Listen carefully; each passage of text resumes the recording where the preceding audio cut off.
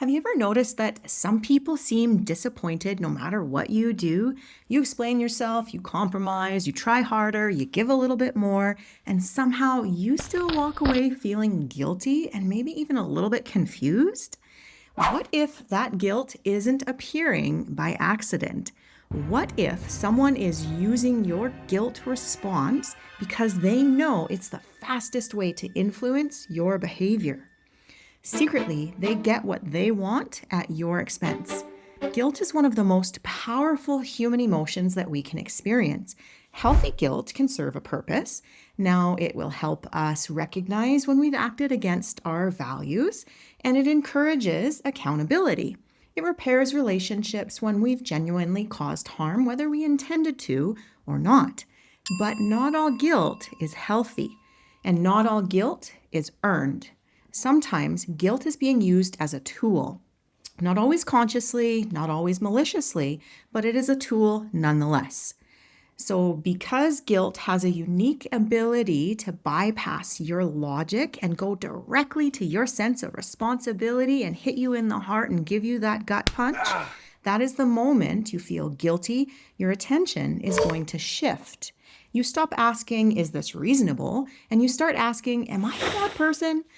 So you stop evaluating the situation objectively and you start evaluating yourself. You start to self surveil. When that guilt is that effective form of influence, think about how many times you have heard phrases like, if you really cared about me, or after everything I've done for you, or how about this one? I guess I'll just handle it myself then. Or maybe this one. Wow, I didn't expect that from you. Let me tell you a secret about statements like these. None of these statements directly ask for what this person wants. These statements instead create emotional discomfort. They create tension, urgency, pressure, and then they leave you with an unspoken message. Fix it. This is the easiest way that people control behavior in relationships without actually taking responsibility for honesty, transparency, and respectful communication and for repair. They want to change your behavior immediately, and guilt is the tool that they are using. Do what I want, give in, bend to my ways, and abandon your boundary, and maybe even just abandon yourself entirely. Prioritize them over you. And suddenly the guilt goes away. Oh, what a relief, at least temporarily. So here's the part that most people miss. The goal isn't necessarily about guilt itself. The goal is behavioral influence, control, and coercion, and compliance. Those are the three deadly C's of guilt. The person learns consciously or unconsciously through their past life experiences that if and when they create enough emotional discomfort, you can become easier to direct. You're able to be controlled, coerced, and you will comply. You become easier to persuade, you're easier to pressure, you're easier to control, and they get what they want. They can feel safe or they can feel whatever they need to feel.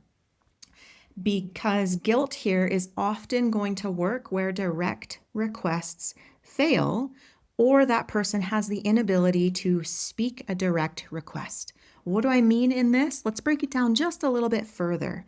Someone who can't speak authentically in an honest and respectful relationship, maybe they feel threatened or they feel like there's going to be distance, or they're just simply not going to get their needs met in how they want them met and when, they are going to resort to guilt tripping. And this is especially important for people who are naturally empathic and emotionally sensitive. People with attachment wounds, people who grew up taking responsibility for everyone else's emotions, people who learned that being a good person meant making sure that everyone else around them was okay first. These individuals are particularly vulnerable to guilt-based dynamics, simply because their nervous system learned to equate guilt with obligation. It is responsibility, and it is emotional, relational safety.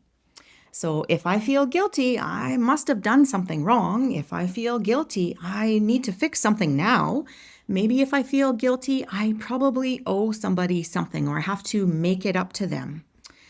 None of these assumptions are automatically true. Feeling guilty and being guilty are not the same thing. That's a distinction that can completely change your relationships. So, one of the most important emotionally mature questions that you can ask yourself is, did I violate my own values? Or did I simply disappoint someone else's expectations? These are very different experiences. If you violated your own boundaries, then accountability and repair may actually be needed. But if you just simply disappointed somebody's expectations, spoken or unspoken, guilt may not belong to you at all.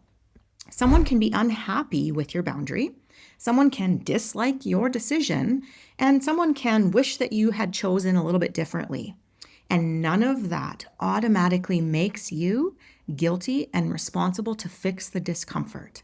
So, watch what happens the next time someone is consistently trying to influence you with a tool of guilt and you don't take responsibility for what they are trying to get that guilt to make you responsible for. Watch what happens, how often they increase that tool of guilt, how much they maybe try to put the pressure on, how much the disappointment is going to get louder. Maybe it even gets a little meaner.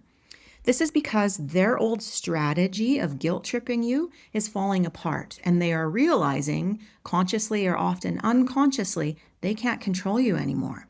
The more someone relies on guilt to influence you, the more they are attempting to shape your behavior through emotional pressure rather than shape relationship through mutual respect and responsibility and compassionate engagement. Healthy relationships don't require emotional penalties for having boundaries and being an independent person. Healthy relationships allow both people to have needs, have preferences, have limits, and disagreements without weaponizing all of that emotional discomfort just to win what they want on their side. So the next time guilt is showing up in your relational dynamics, don't immediately assume that you're at fault and you need to feel guilty, maybe even shameful. Pause and remember this information here that I'm sharing. Ask yourself, is this guilt coming from my actual values? Or is it just simply coming from someone who is desiring control and wants to coerce and wants me to comply? The three deadly C's of guilt. Because the answer to this question is going to tell you a lot about that relationship dynamic that you are experiencing in that moment. And when you step away from that dynamic long enough, you can ask your questions about, is this something you can continue in that is emotionally safe for you? Sometimes guilt doesn't belong to you. I'm Chrissy, the emotional intelligence nurse. If you found this helpful, that is so wonderful. Leave a comment below, subscribe for more, and I'll see you around.